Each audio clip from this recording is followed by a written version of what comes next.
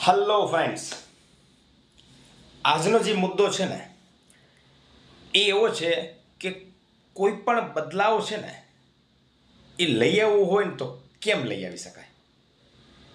ચાહે એજ્યુકેશન છે, ખેતીવાડી છે, સમાજમાં પરિવર્તન લઈ આવવું છે, આપણી અંદર પરિવર્તન લઈ આવવું છે, અથવા કંઈક નવું કરવું છે. એક વસ્તુ નક્કી છે મિત્રો કે એક સાથે બધું નહીં થઈ જાય. સંજોગો વસાત અમુક સમય અમુક રાહ જોવી પડશે, એ હકીકત છે. તો એના માટે શું કરવું પડે?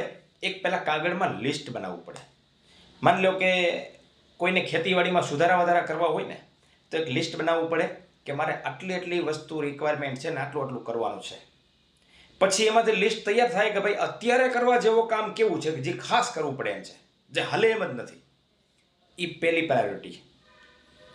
એ જો બધું કરવું બધું છે પણ એ એક દિવસમાં કે એક મહિનામાં નહીં થાય.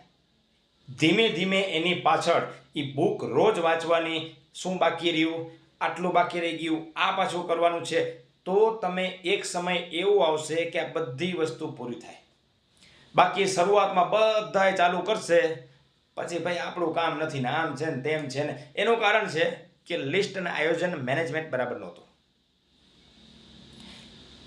ઘણા એવા ઉદાહરણ તમે જોયા હશે કે શરૂઆતમાં સુરા, પછી ટાયા ફિશ. ઘણા વાતો કરે કે હું પ્રમુખ થઈ ગયા તો આમ કરું. એ 2-3 દિવસમાં કે 2 મહિનામાં કે 2 વર્ષમાં પરિવર્તન ન આવે. સમય જોઈએ, વર્ષો નીકળી જાય. પણ એ ધ્યેય ઉપર કામ કરતા કરતા એક દિવસ એવું આવે કે જે આપણે આનંદ થાય કે આપણે જે લિસ્ટ બનાવ્યું હતું એમાં ઓલમોસ્ટ બધી વસ્તુ પૂરી થઈ ગઈ છે. પણ એવી સોચ તો હોવી જોઈએ ને, તો એ થાય. બાકી ક્યારેય પરિવર્તન એક સાથે થશે નહીં. અહીંયા વાત છે મની મેનેજમેન્ટ. તમારે રૂપિયા કમાવા છે તો તમારે એનું મેનેજમેન્ટ કરવું પડશે કે મારે આટલા સમય આટલા રૂપિયા જોઈએ છે તો આટલું કામ કરવાનું છે. This is the main topic of today. Ready?